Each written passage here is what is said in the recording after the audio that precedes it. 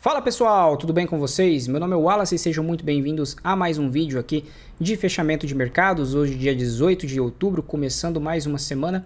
Para quem está chegando agora, basicamente eu vou compartilhar minha tela com vocês. Normalmente eu trago análise aqui do índice e explico aí como que foi, né, os conceitos utilizados para a tomada de decisão, tá?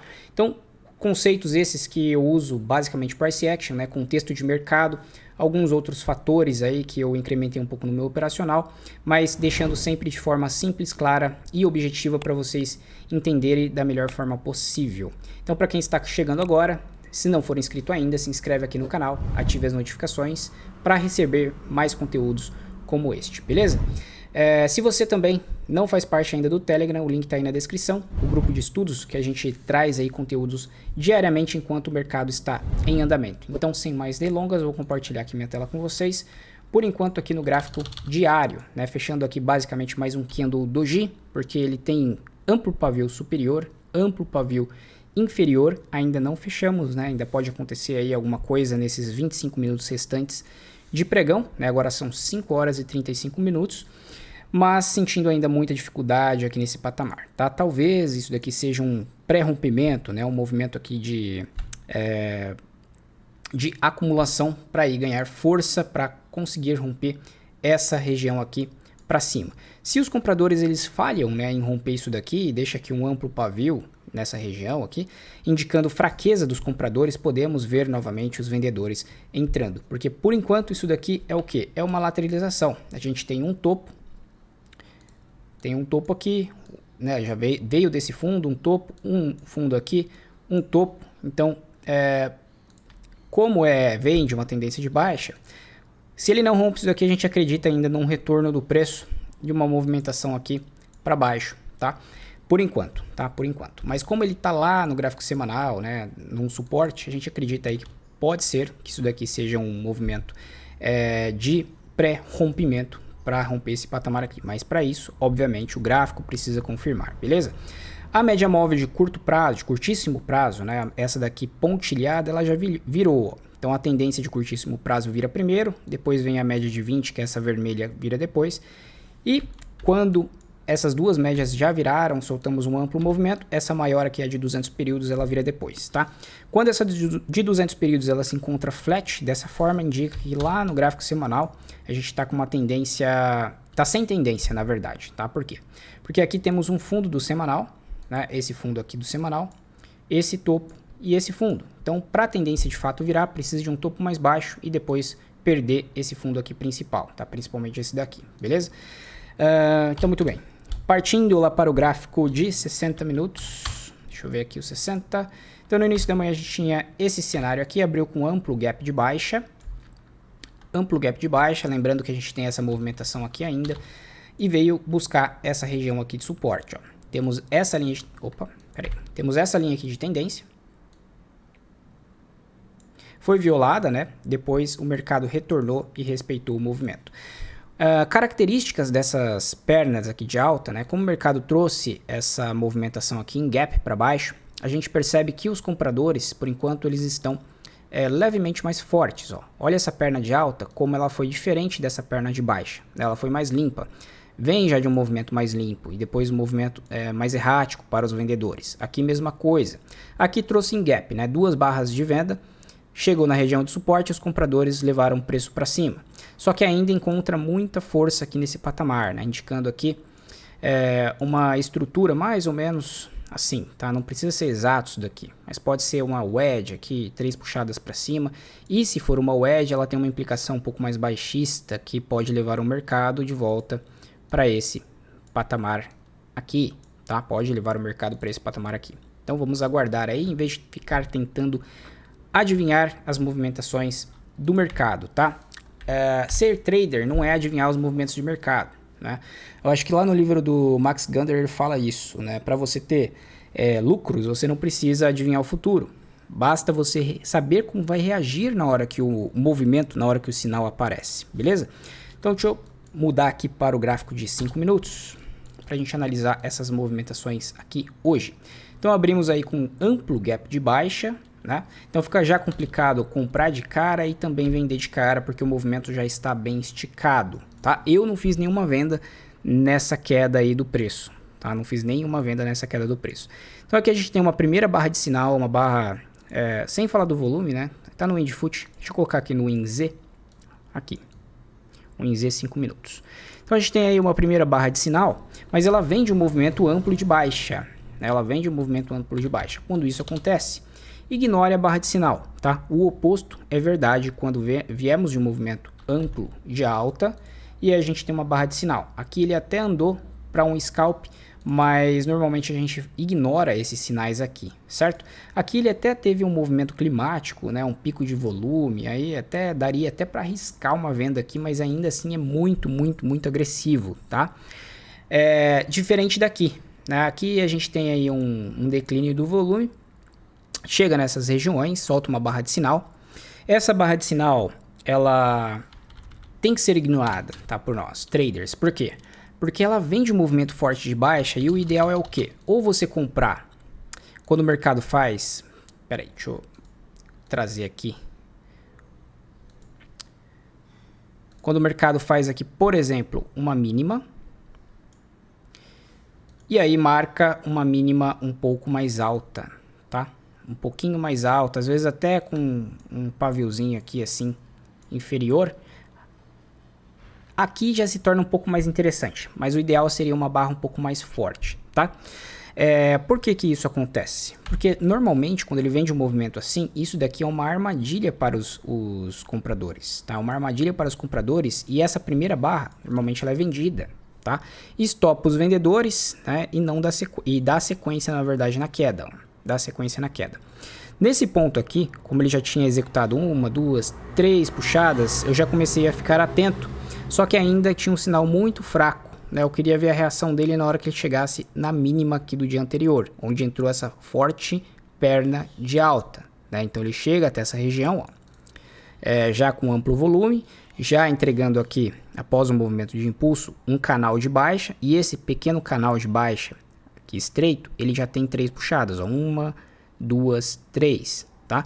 É comum o movimento depois de 3 puxadas, ele entregar o movimento mais forte na operação oposta, ou seja, uma operação de compra. Como é uma região aqui estratégica, que é a mínima do dia, né, eu fiquei aguardando um sinal, tá? O sinal ele veio, foi essa barra, foi essa barra pequena, esse martelinho, teve até um volume interessante. Eu entrei comprado aqui.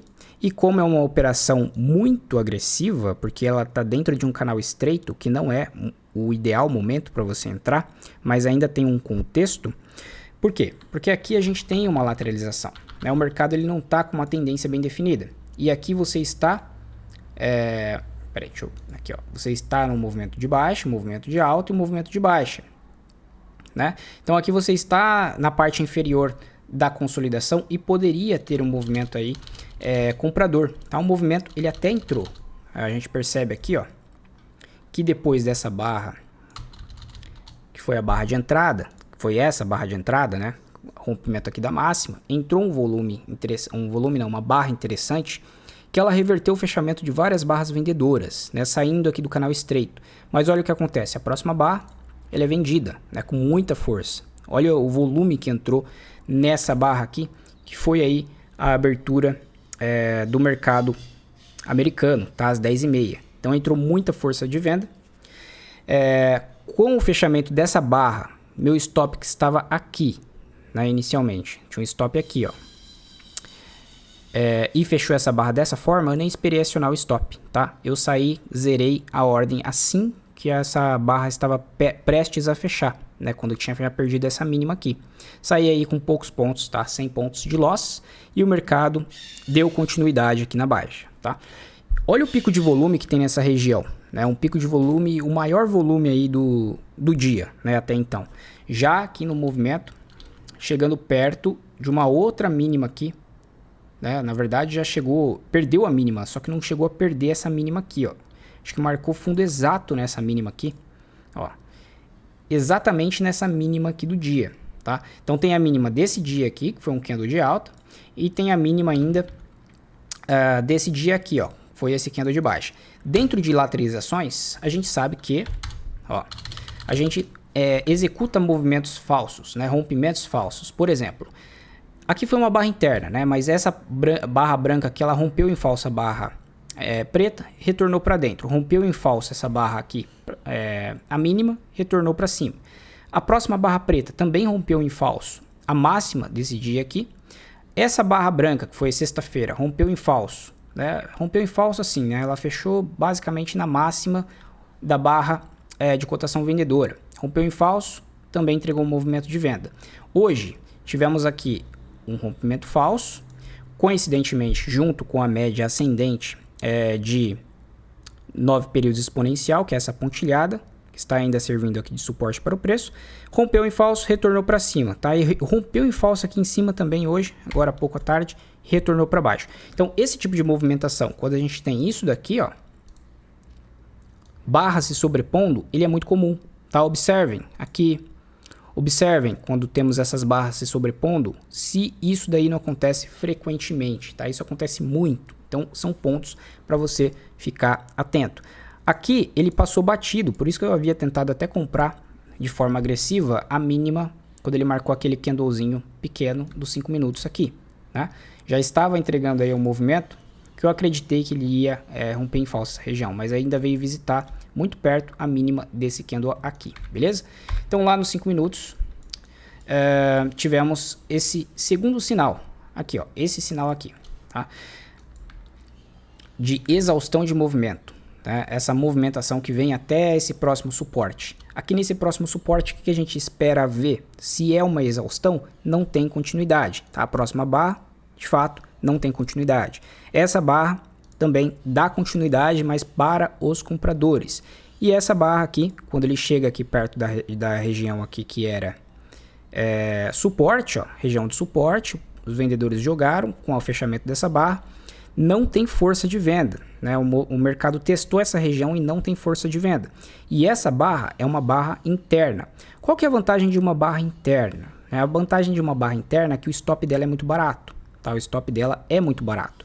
Se você for pensar em um scalp, né? Pelo menos um scalp até essa região aqui em cima, você coloca o stop abaixo dessa barra, né? Que foi a barra interna, e, né, tem a pretensão de levar o mercado até o topo do movimento de exaustão, que é um alvo para quem vai comprar esses movimentos de exaustão.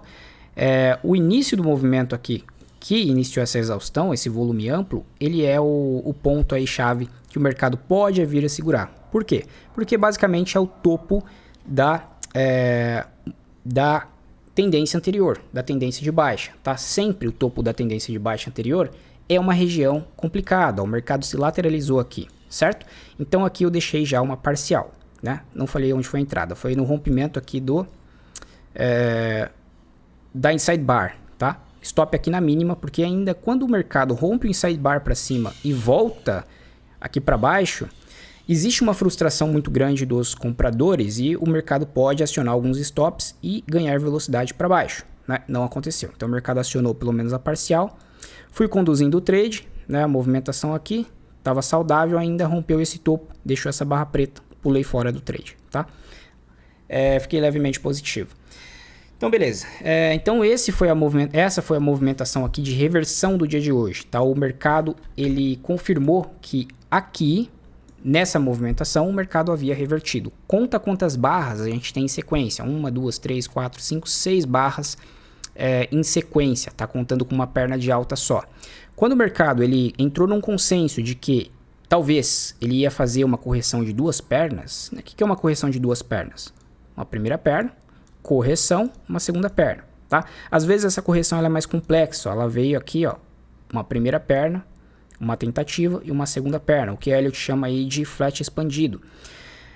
Corrigiu, né, em tempo, basicamente, em tempo, né, não foi uma correção tão profunda, foi profunda em tempo, porque levou várias barras, aí ele tem mais força para continuar, para executar proporções dessa primeira perna para cima, tá? E proporções muito amplas, porque o mercado foi lá para o topo da consolidação, tá? Então, muito bem. Aí, o que aconteceu? Eu saí do trade aqui, esperei uma próxima entrada, como a gente tem essa barra aqui ampla, ó, é uma barra de volume considerável, que tinha rompido o topo anterior, né, do clímax, e tinha rompido também a média móvel de 20 períodos. Então, a abertura dessa barra aqui ela é muito importante, né? O mercado ele vem testar essa abertura, Não vem com muita força, já chega aqui soltando o pavio. Doji, barra interna novamente e uma barra de força, né? Uma barra aqui de retorno para a alta, né? Então aqui tem um trade, aqui existe um trade, né? Não que tenha um trade, né? Se tiver dentro do seu gerenciamento, de tentar pegar trade de movimento de reversão, porque aqui ainda é considerado uma reversão de tendência.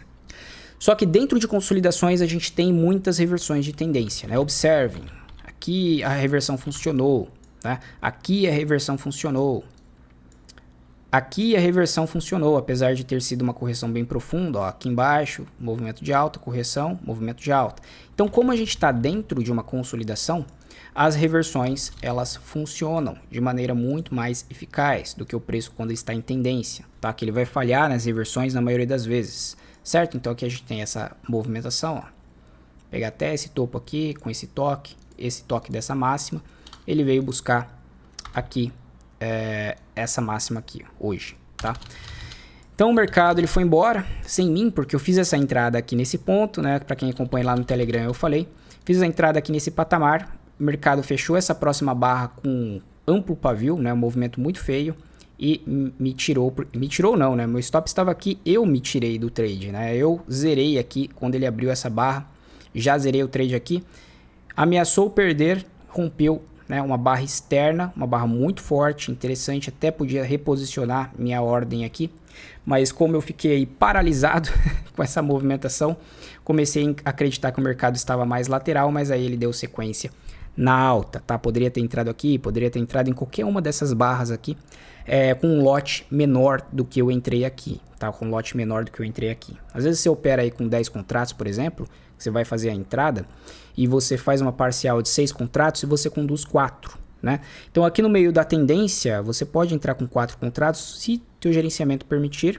né? Aceitando o risco de 4 contratos, principalmente se você tiver aí positivo no dia, beleza? Não fiz essa entrada, o mercado subiu com muita força, né? Então aí a gente coloca uma proporção dessa movimentação aqui para cima, tá? Subiu em canal estreito, sem olhar para trás, quase foi lá no 161,8, talvez pegando só essa movimentação aqui, ó, e considerando esse próximo movimento, essa movimentação aqui, ó, essa máxima, considerando esses dois pavios aqui como um rompimento falso, ele atingiu a região de terceiro alvo, tá? Primeiro alvo 61,8, segundo alvo 100%, passou batido, né? Você vem trazendo teu stop, atingiu 61, traz teu stop para cá, como tá um canal estreito muito forte, atingiu 100%, traz seu stop para cá ou para cá, essa barra que atingiu um 61,8, né? Foi até um 61,8, traz seu stop para cá. Como ele vai formando fundos, você pode ir trazendo seu stop à medida que ele for fazendo fundos ou conduzindo aqui pela média de 9 períodos até que ele atinja essa região aqui, foi a região importante do 161,8. Tá? Essa seria a forma certa, correta, de conduzir quando o preço está assim muito forte, movimento bem amplo para cima. Outras pessoas vão traçar aqui o espelhamento, tá? Não sei se foi com o alvo de espelhamento, que seria pegar essa movimentação aqui de queda, a partir daqui e soltar aqui, ou de mínima a máxima, que eu acredito aí que ficou devendo uns pontinhos de mínima a máxima aqui, tá? Ficou devendo aqui cerca de 10, 15 pontinhos aqui, beleza? Então foram essas as entradas que eu enxerguei hoje. Como o mercado tá lateral, se torna aí muito mais interessante de você procurar movimentos de reversão, né? Pivôs de alta como esse daqui que foi hoje, só que tem que estar atento que não é qualquer barra, né? O mercado já tem que ter demonstrado isso antes, força antes, porque os compradores, né, principalmente as instituições, elas vêm comprando desde aqui de cima, ó. Pera aí, deixa eu voltar aqui. Elas vêm comprando desde aqui de cima, nessas pequenas movimentações, e quando ele chega num patamar importante, né, e ainda tem um clímax como esse, e aí eles começam a comprar mais aqui, né? O preço mais interessante para eles seria o fundo aqui da consolidação. Quando você afasta o gráfico, percebe que aqui é uma região aqui importante, é uma região, apesar de estar com fundos mais inclinados para cima, né, basicamente não tem uma força dominante nessas regiões aqui de preço, tá? Então é isso, pessoal. Espero que vocês tenham entendido. Qualquer dúvida, deixem aí nos comentários. É só, tá? É só isso. Então, grande abraço a todos, bons estudos e até a próxima.